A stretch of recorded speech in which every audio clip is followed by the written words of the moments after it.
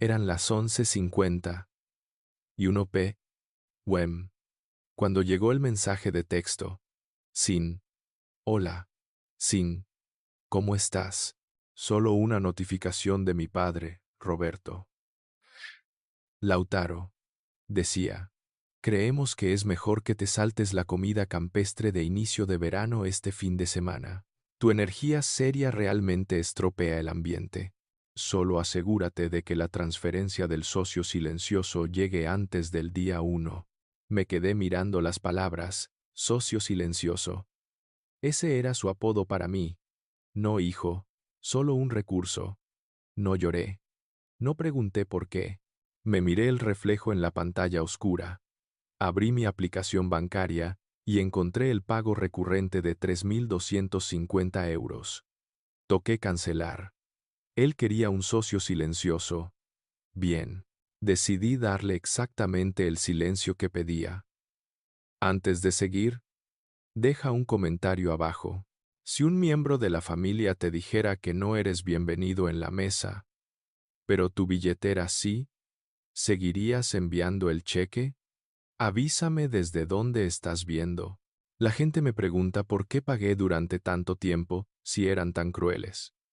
Miran las cuentas. 58.500 euros en 18 meses. Y niegan con la cabeza. Me llaman felpudo. Pero no entienden la economía de un hijo desesperado por aprobación. No cancelé ese pago porque estaba haciendo una rabieta. Lo cancelé porque, por primera vez en mi vida, miré el balance y me di cuenta de que el retorno de la inversión era cero. La mañana después del mensaje, me subí a mi coche. Es un sedán de 2014, con una abolladura en el parachoques trasero y un aire acondicionado que solo funciona cuando llueve. Pasé por la casa. Mi casa, en realidad, si hablamos de quién mantiene las luces encendidas, pero en el papel pertenece a Roberto, se encuentra en un terreno de media hectárea en la parte bonita de la ciudad con setos bien cuidados y un camino de entrada lo suficientemente ancho para 3 coches. Me detuve 3 casas más abajo y solo observé. Los preparativos para la comida campestre de inicio de verano estaban en pleno apogeo. Ya había una carpa blanca para eventos instalada en el patio trasero, sus picos visibles sobre la cerca. Una furgoneta de catering descargaba bandejas de lo que parecían mini hamburguesas y cócteles de gambas. Vi a un chico con una camiseta negra montando altavoces para una cabina de DJ. Mi padre, Roberto, estaba de pie en el camino de entrada dirigiendo el tráfico. Se veía genial. Veíme en le comonecico con vende in conde. Estaba bronceado. Vestía una camisa polo impecable y se reía con los repartidores. No parecía un hombre con dificultades para llegar a fin de mes. No parecía un hombre que necesitara que su hijo cubriera la hipoteca de 3.000 euros para no perder la finca familiar. Parecía un rey presidiendo una corte. Luego miré mis propias manos, agarrando el volante. Mis uñas estaban sin pintar porque las manicuras cuestan 20 euros. Dinero que normalmente ahorro.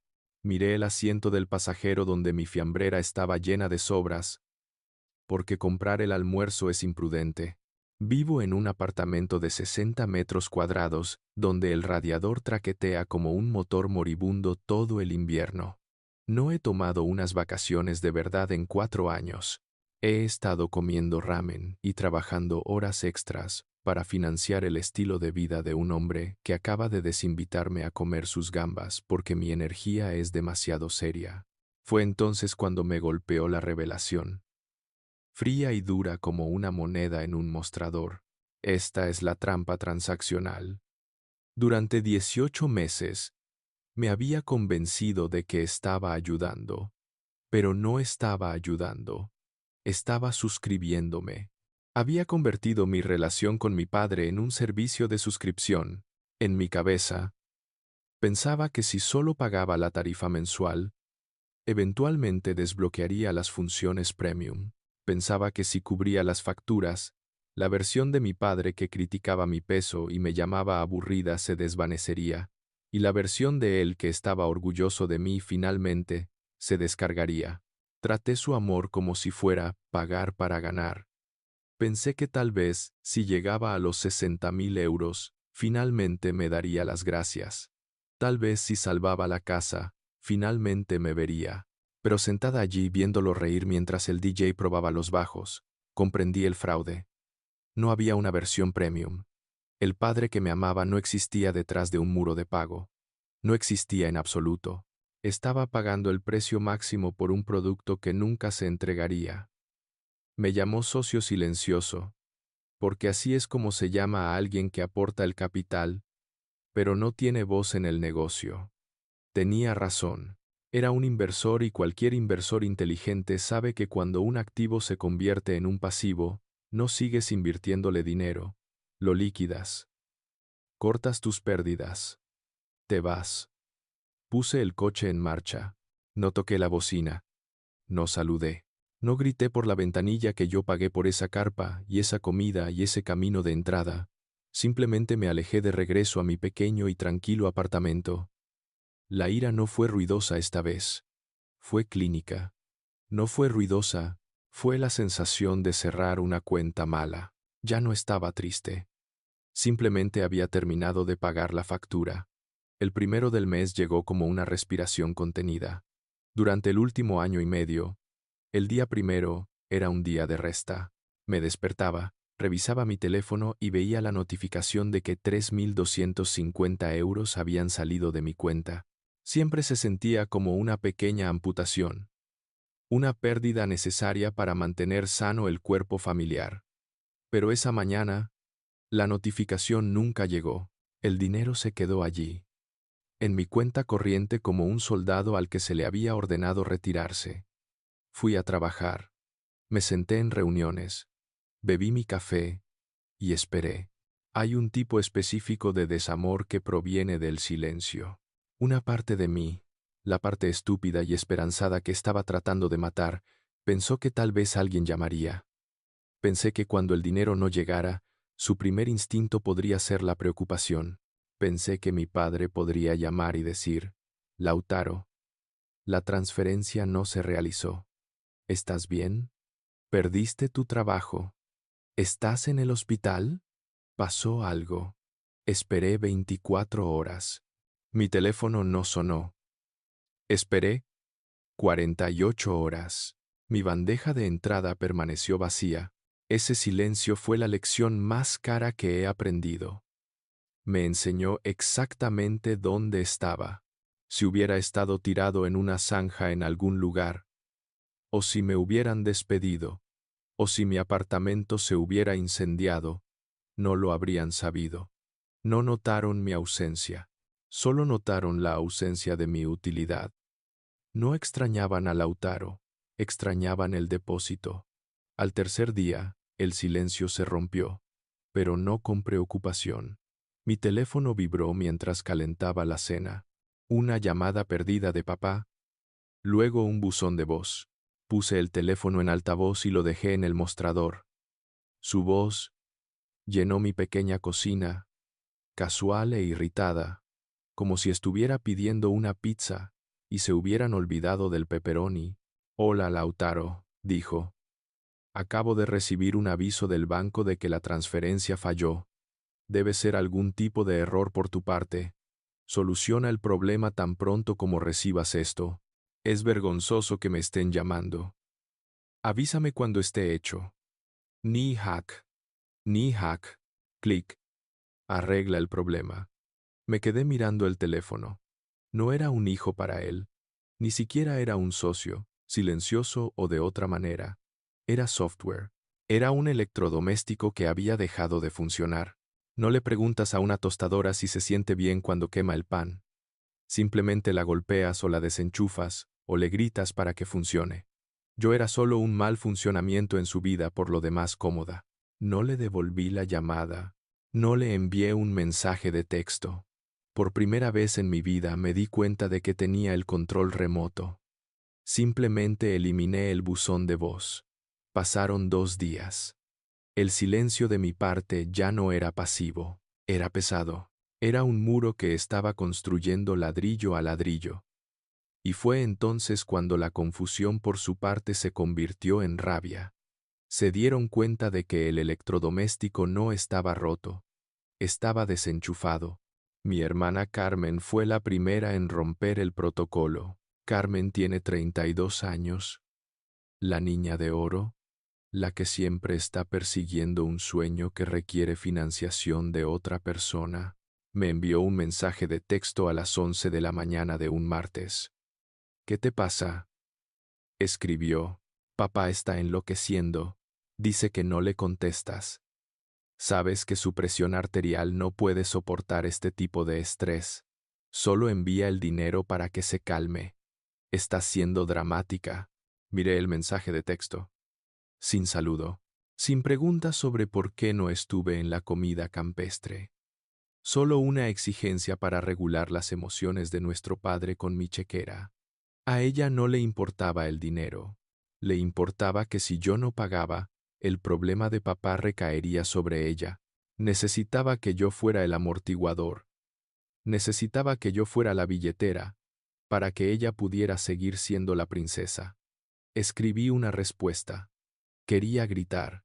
Quería enumerar cada sacrificio que había hecho, cada almuerzo que me había saltado, cada par de zapatos que no había comprado para que ellos pudieran tener gambas de catering. Pero luego recordé el mensaje de texto. Socio silencioso. Borré hasta que la pantalla quedó en blanco. Puse el teléfono boca abajo. Volví a mi trabajo. Si querían un fantasma, yo sería lo más inquietante que jamás hubieran visto. Sería completamente y terriblemente silenciosa. Silenciosa.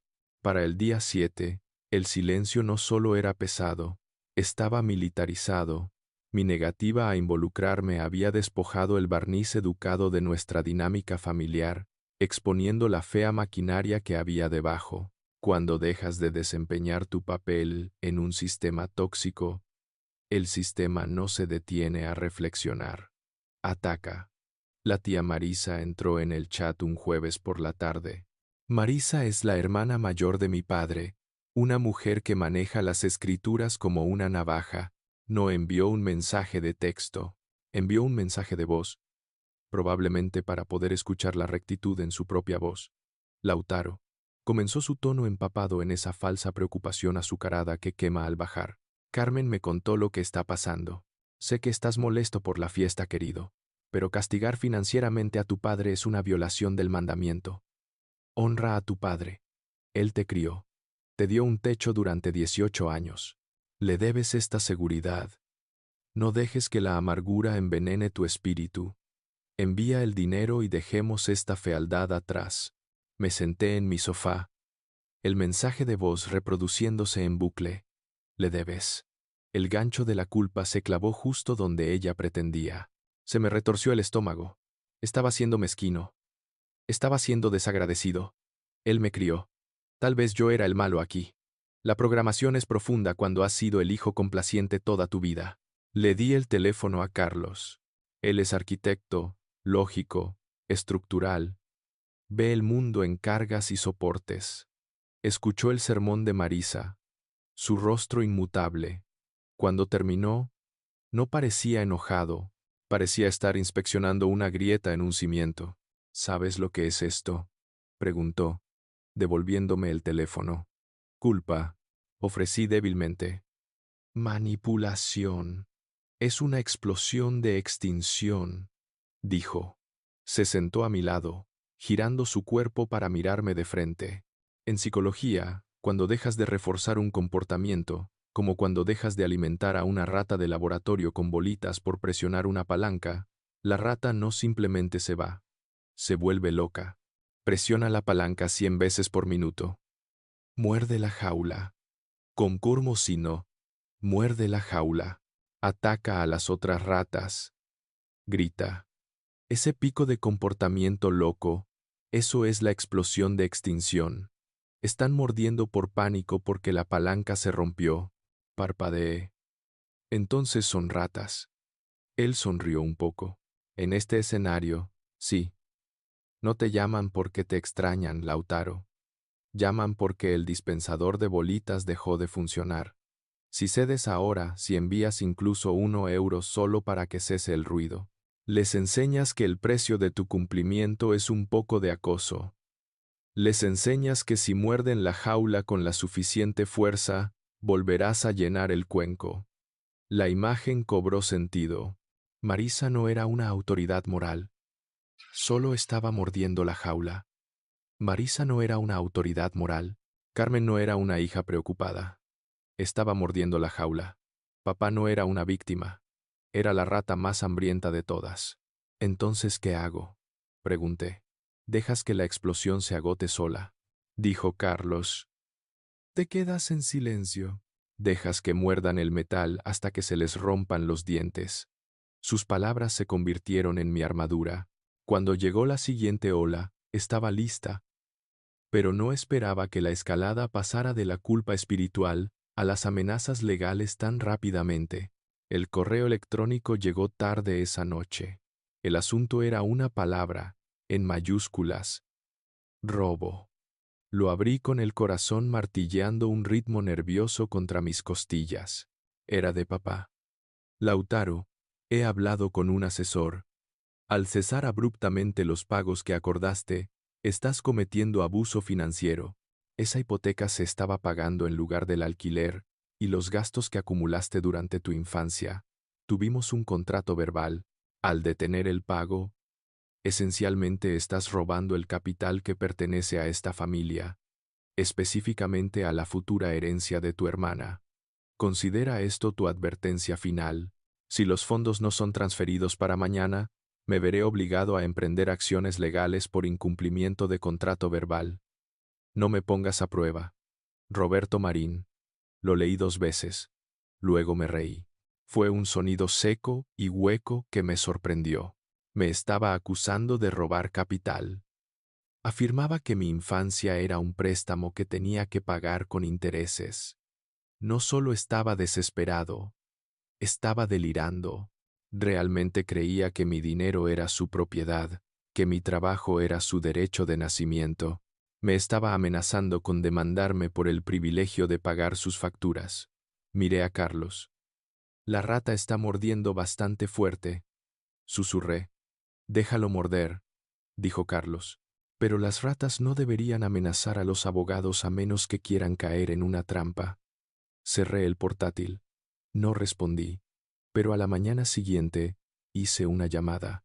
Si papá quería hablar de contratos y robos, pensé que era hora de traer a alguien que realmente hablara ese idioma. Traté el correo electrónico exactamente como estaba escrito. Una amenaza comercial formal. No lloras cuando un proveedor amenaza con demandarte.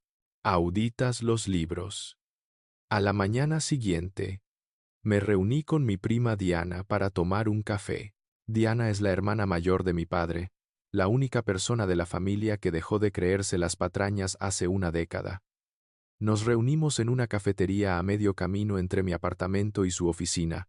Me miró por encima del borde de su taza, con los ojos agudos y conocedores. «Te envió el correo electrónico de robo, ¿verdad?», preguntó antes de que yo me sentara. Me quedé helado. «Ve, ¿cómo lo supiste?».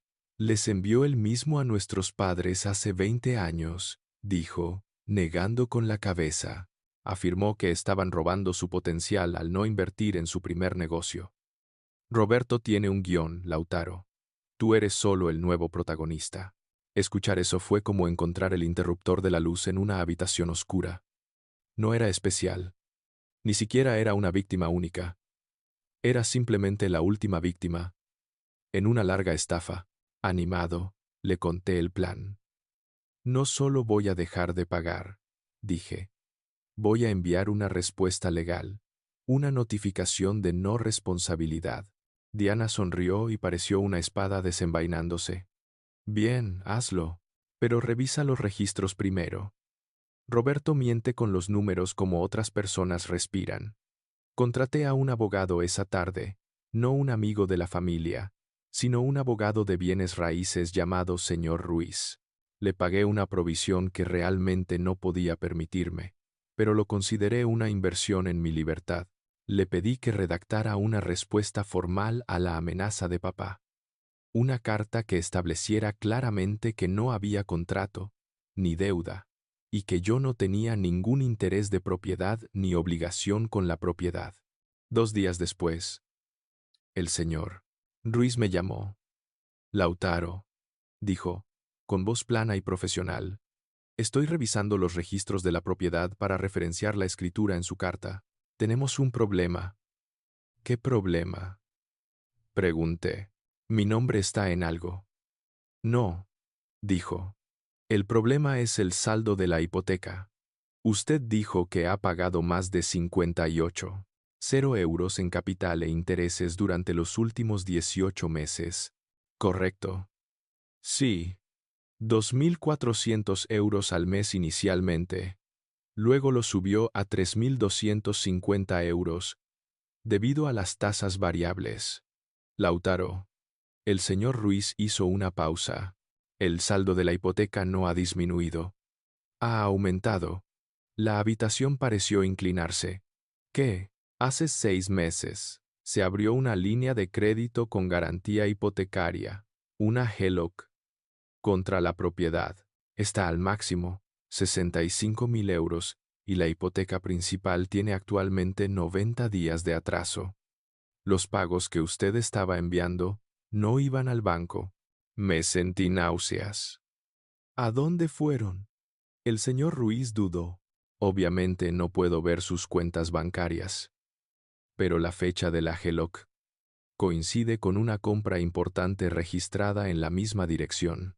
Un vehículo recreativo de lujo. Una autocaravana G-Frame de 2024.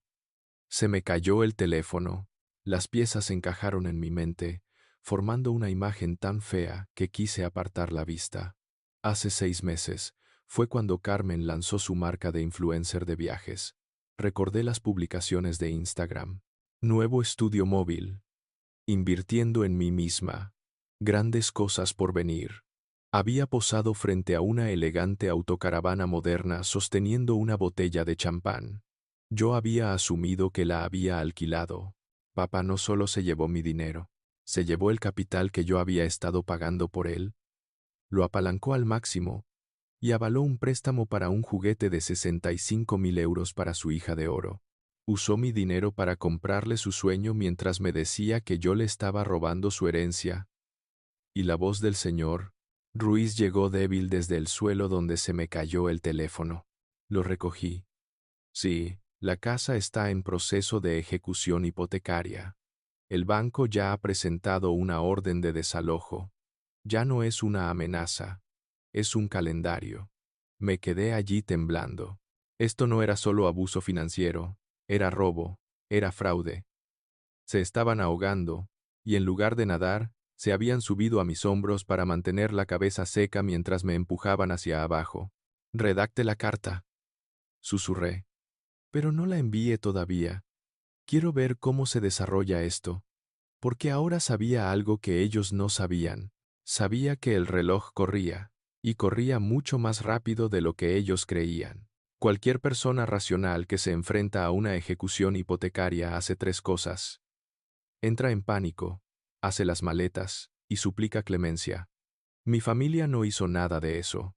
En cambio, decidieron organizar una fiesta. No solo una fiesta, una gala.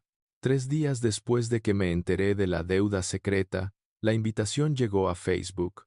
No era para una recaudación de fondos para salvar la casa, era para una revelación de renovación de jubilación. Me quedé mirando la pantalla parpadeando fuerte. Estaban perdiendo la casa en cuestión de semanas. Sin embargo, estaban invitando a la mitad del pueblo a celebrar una nueva terraza. Se sentía como ver a la gente reorganizar las tumbonas en el Titanic, excepto que también se jactaban de lo caras que eran las sillas. Luego vino la tormenta de contenido. Carmen publicó un reel con música acústica inspiradora. La cámara se movió sobre la nueva tarima de caoba, las luces parpadeantes, y finalmente, el cromo brillante de la autocaravana de 65.000 euros aparcada en el camino de entrada. Ella hizo un pequeño giro sosteniendo una copa de champán. El pie de foto decía: La fe es confiar en que cuando una puerta se cierra, se abre la puerta de un garaje.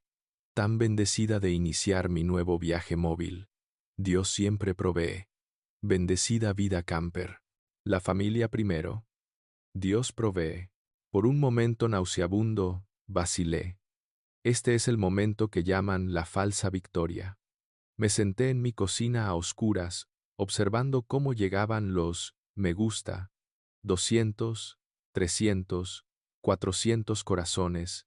La gente comentaba, tan orgullosa de ti y de que os lo merecéis.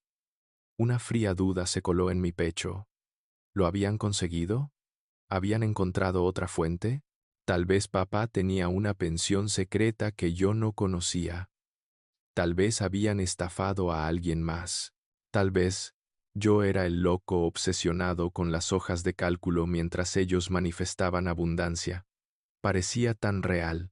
Su felicidad, su éxito, su completa falta de miedo, me hizo sentir pequeño.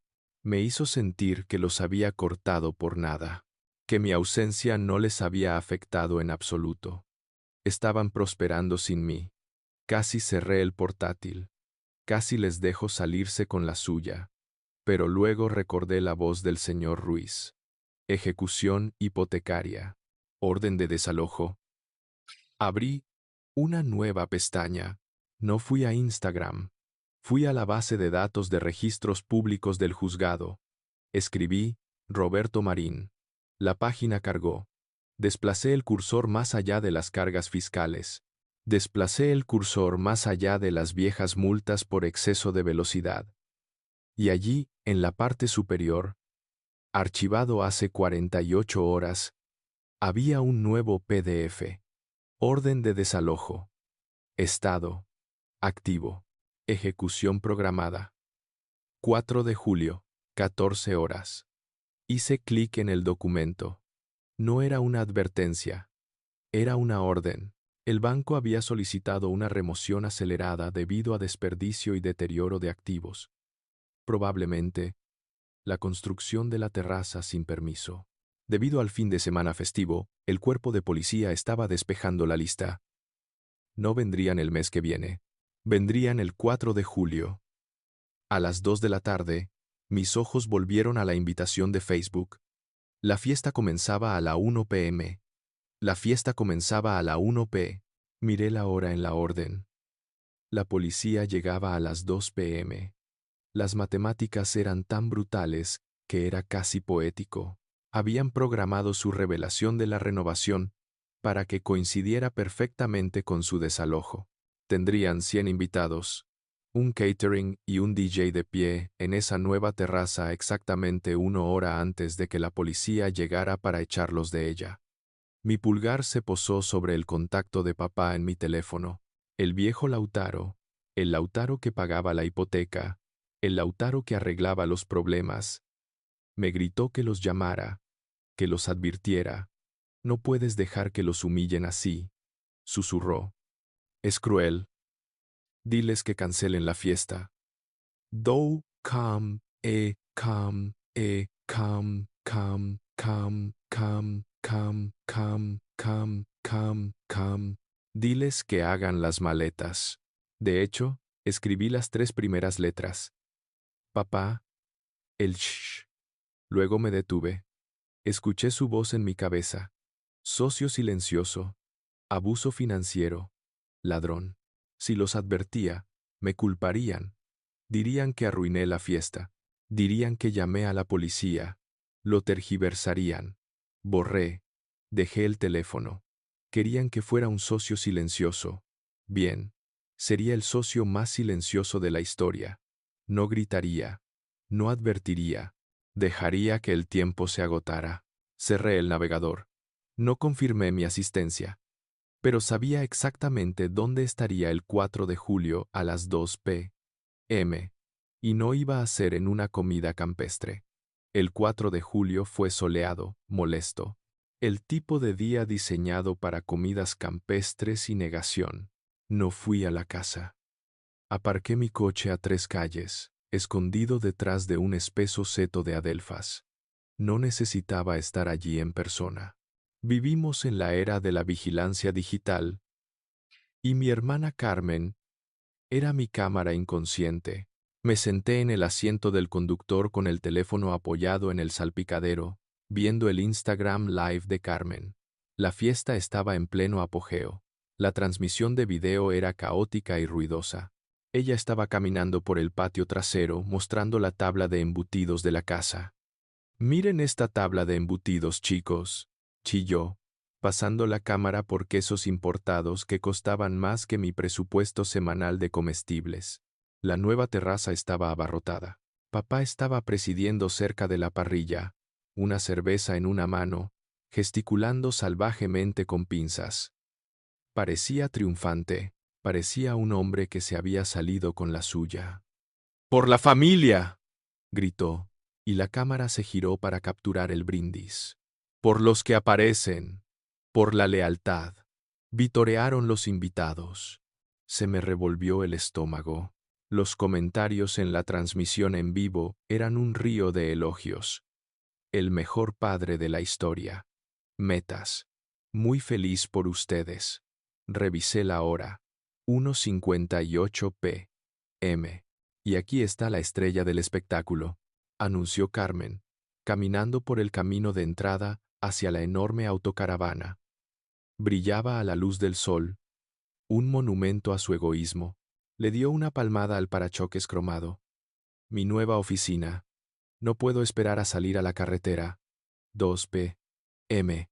En el fondo del video, un vehículo giró hacia la calle. No era un invitado. Era un sedán blanco con matrícula municipal. Detrás de él, una grúa de plataforma baja entró en escena. Carmen no se dio cuenta al principio. Estaba demasiado ocupada leyendo comentarios. Pero luego sonó el timbre.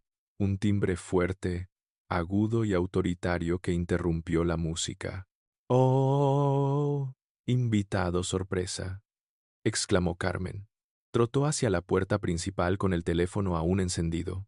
Mi corazón martilleaba contra mis costillas. Observé a través de su pantalla cómo abría la puerta. No era un invitado sorpresa. En el porche estaban 2 agentes de la policía uniformados y un hombre con una camisa polo sosteniendo un taladro. El cerrajero. «¿Roberto Marín?», preguntó el agente. Su voz era fuerte, clara y captada perfectamente por el micrófono de Carmen. Papá apareció detrás de Carmen, sonriendo, con la cara enrojecida por la bebida. «Agentes, únanse a la fiesta. Cojan una hamburguesa. Señor, tengo una orden de desalojo para esta propiedad», dijo el agente. Dando un paso adelante, mostró un papel. «Esta casa es ahora propiedad del banco. Tiene 15 minutos para desalojar el lugar antes de que cambiemos las cerraduras. Todos deben irse ahora». El silencio que cayó sobre la transmisión en vivo fue absoluto. La música se detuvo. El parloteo cesó. «¿Qué?», papá rió. Un sonido nervioso y agudo. «Eso es un error. Mi hijo se encarga de las facturas. Hay un fallo». «No hay ningún fallo, señor. La ejecución hipotecaria finalizó hace 30 días. Se le notificó. Debe hacerse a un lado». La cámara de Carmen tembló. Se dio la vuelta, capturando la escena en el camino de entrada. La grúa estaba dando marcha atrás hacia la autocaravana. «Oye», gritó papá, empujando a la gente. «Ese es mi vehículo. No pueden tocar eso. También tenemos una orden de recuperación del vehículo recreativo, señor, avalado por el titular de la hipoteca en mora. Es garantía». El caos estalló. Papá empezó a gritar, señalando el teléfono de Carmen como si yo estuviera dentro. «Ella hizo esto. Lautaro hizo esto. Dejó de pagar. Nos arruinó». Pero nadie me miraba a mí. Los vecinos se asomaban por las vallas. Los invitados agarraban apresuradamente sus bolsos y cazuelas, corriendo a sus coches para escapar de la vergüenza. Observé cómo los agentes de la policía impedían físicamente que papá llegara a la grúa. Observé cómo el cerrajero empezaba a taladrar la puerta principal de la casa que yo había pagado. Observé cómo Carmen empezaba a llorar, no porque estuvieran sin hogar, sino porque sus seguidores lo estaban viendo. La pantalla se puso en negro cuando Carmen finalmente se dio cuenta de que todavía estaba transmitiendo y cortó la señal. Me senté en el silencio de mi coche. Esperé a que la culpa me invadiera. Esperé la vieja sensación, la necesidad de arreglarlo, de salvarlos, pero no llegó. En cambio, me sentí ligero. El aire en el coche se sentía más limpio. Encendí el motor. No conduje hacia la casa. Me alejé. Las consecuencias fueron exactamente lo que cabría esperar. Papá se mudó a un motel durante una semana, luego al sótano de la tía Marisa, hasta que ella lo echó por comerse toda su comida. Carmen limpió sus redes sociales, afirmando que estaba haciendo una desintoxicación digital por su salud mental. Una semana después, recibí un último mensaje de voz de papá. Estaba llorando. Cumbararde. Sonaba viejo. Lautaro. Sollozó. Por favor. Solo necesito un pequeño préstamo. Solo el primer y último mes de alquiler para un apartamento. Soy tu padre. No puedes dejarme así. No bloqueé el número. Eso habría requerido esfuerzo. Simplemente pulsé borrar. La escena cambió. Due. 30 días después, estaba sentado en el suelo de una sala de estar. Era pequeña. La alfombra era beige. Las paredes necesitaban pintura, pero la escritura de la casa sobre la mesa a mi lado tenía un nombre: Lautaro Marín. Carlos entró con 2 cajas de comida tailandesa para llevar. Se sentó a mi lado, tendiéndome un tenedor. «Está tranquilo», dijo, mirando a su alrededor. «Sí», dije, dando un bocado de pad thai. «Lo está. Los extrañas», lo pensé. Pensé en la comida campestre. Pensé en el mensaje de texto del socio silencioso. Pensé en la autocaravana. «Extraño a quienes quería que fueran», dije. «Pero no extraño a quienes son», asintió. «Por el socio silencioso. Por el socio silencioso», dijo, levantando un vaso de plástico con agua. «Por el único propietario», corregí, chocando mi vaso con el suyo. Finalmente aprendí que no se puede comprar el respeto, pero definitivamente se puede dejar de financiar la propia falta de respeto. ¿Alguna vez has tenido que cortar el cordón financiero con la familia? Cuéntame tu historia en los comentarios y no olvides seguirme para más historias sobre cómo recuperar tu vida.